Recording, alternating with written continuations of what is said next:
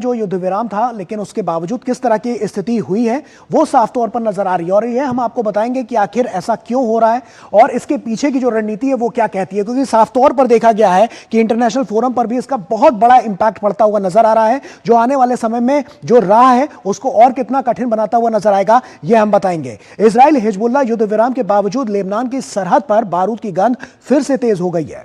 दक्षिणी लेबनान से हिजबुल्लाह के निशस्त्रीकरण की समय सीमा नजदीक आते ही इजराइल ने हमले बढ़ा दिए हैं, जबकि हथियार छोड़ने से इनकार ने हालात और उलझा दिए हैं। निगरानी समिति की बैठक से पहले हुए ये हमले सवाल खड़े कर रहे हैं कि क्या हिजबुल्लाह वाकई घुटने पर है या ये जंग एक नए दौर में प्रवेश कर रही है। आइए देखते हैं।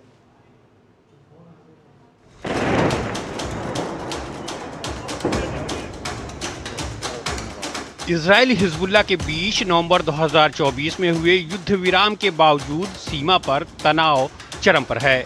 दक्षिणी लेबनान में हिजबुल्लाह से हथियार डलवाने की समय सीमा नजदीक आने के साथ ही इजराइल ने एक बार फिर हिजबुल्लाह के ठिकानों पर हमले तेज कर दिए हैं। इजराइल का आरोप है कि हिजबुल्लाह क्षेत्र में फिर से खुद को मजबूत कर रहा है। पिछले महीने इजराइल ने बेरूत के एक व्यस्त इलाके में हमला कर हिजबुल्लाह के एक वरिष्ठ कमांडर हातिम अली तबातबाई को ढेर कर दिया था, जिसके बाद तनाव और बढ़ गया। ये हमले ऐसे समय में हुए हैं जब शुक्रवार को युद्ध विराम निगरानी समिति की दूसरी बैठक हो रही है।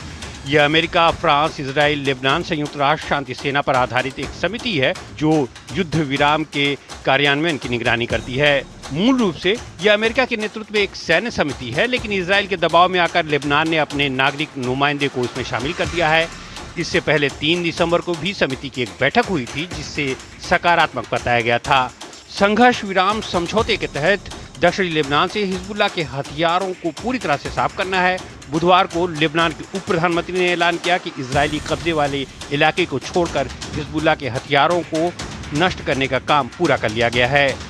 दरअसल 7 अक्टूबर 2023 को इजराइल पर हुए हमले के बाद हिजबुल्लाह भी इस जंग में कूद गया, जो उसके लिए घातक साबित हुआ।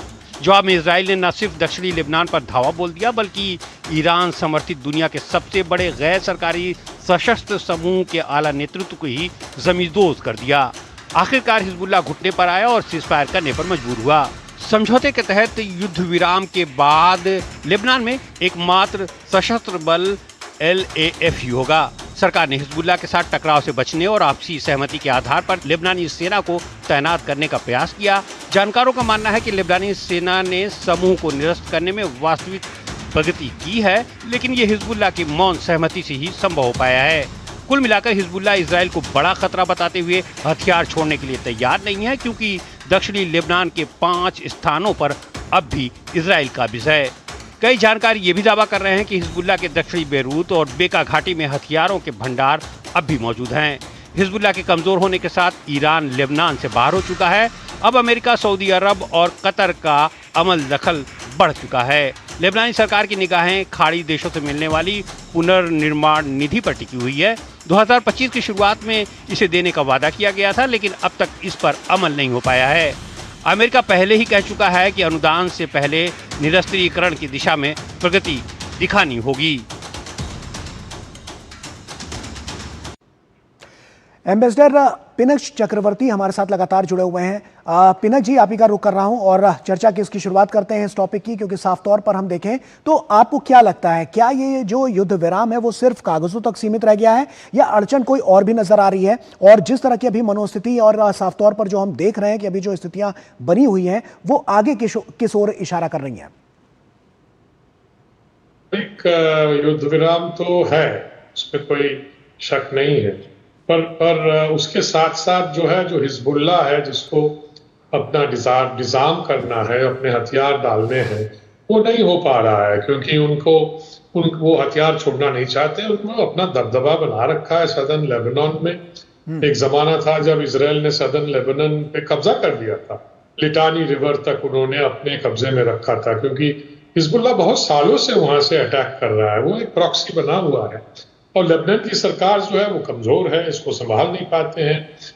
ये एक शिया समूह है जो ईरान के साथ उनके अच्छे संबंध है और ईरान से उनको हथियार मिलते हैं। तो मुझे लगता है कि अब यह सीजफायर का ये था, अमेरिकी दबाव था कि आप हिजबुल्लाह को मतलब उनसे हथियार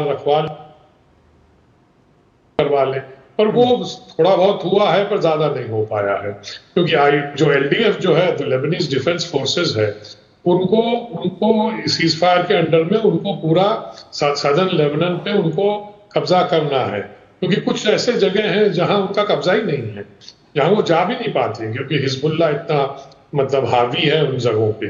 तो ये है सिचुएशन। इसलिए जब मौका मिलता है तो वो 2-4 रॉकेट छोड़ देते हैं, जो इजराइल के जो नॉर्थ इजराइल में जाके गिरता है और नुकसान पहुंचाता है, कभी कभी लोग मर भी जाते हैं उसमें।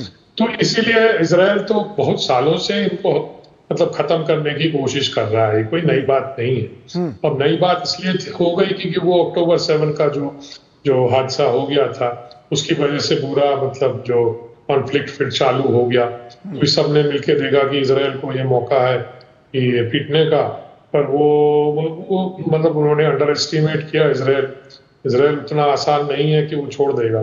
तो इसलिए मुझे लगता है कि अब इजराइल वहां पे कभी कभी देख रहे हैं, उनकी इंटेलिजेंस अच्छी है, वो उनके जो लीडर वगैरह हैं, जैसे उन्होंने ईरान में भी किया है, कभी कभी जो लीडर अब वगैरह ऐसे में हैं, सवाल ये आता है पिनक जी कि इसमें जो हम पूरे मॉडल को देख रहे हैं, अमेरिका का कितना बड़ा इसमें योगदान आप देख पा रहे हैं, और किस तरह से जो तमाम अभी तक चीजें जो चलती हुई नजर आई हैं उसमें अमेरिका का रोल कितना अहम है अभी इस पूरे कॉन्फ्लिक्ट को लेकर?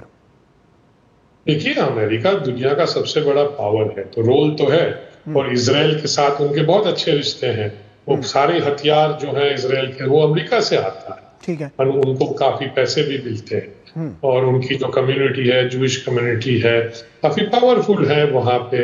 उनके पास काफी खजाना है, वित्त है। तो मुझे लगता है कि अमेरिका का रोल तो सीज फायर में तो था ही। अमेरिका ने तो सीज फायर में जो दबाव डाल के सीज फायर करवाया था सब मतलब पार्टियों या इजराइल को समझाया था कि अगर आप अब सीज फायर कर लीजिए, पर इजराइल ने कहा कि सीज फायर तो हम कर लेंगे, पर ये लोग जो अगर हमें अटैक करते रहे तो हम अपना राइट रखेंगे इनको वापस अटैक करने का। और वही हो रहा है अभी, क्योंकि छुटपुट जो हिजबुल्लाह के रॉकेट वगैरह गिरते हैं तो इसमें अमेरिका लेबनीज गवर्नमेंट में भी प्रेशर डाल रहा है, सब पे डाल रहा है, पर हिजबुल्लाह पे तो वो प्रेशर डाल नहीं सकते, क्योंकि वो उनके साथ कोई बातचीत तो अमेरिका की नहीं होती है। पर शायद लेबनान के थ्रू बातचीत हो रही होगी, जिससे वो कह रहे होंगे कि अगर आप हथियार डाल दें तो शांति बहाल हो सकती है। बिल्कुल। चलिए, बहुत बहुत शुक्रिया आपका हमसे जुड़ने के लिए और तमाम बातचीत विस्तार से यहाँ पर करने के लिए, तमाम जो गहराइयाँ हैं इस दोनों खबरों की, दोनों अहम विषयों की, उस पर विस्तार से रोशनी डालने के लिए बहुत बहुत शुक्रिया आपका। और आइए अब आगे बढ़ते हैं और अब नजर डालते हैं कुछ और महत्वपूर्ण अंतर्राष्ट्रीय खबरों पर। यह हम आपको दिखाएंगे, लेकिन एक छोटे से ब्रेक के बाद।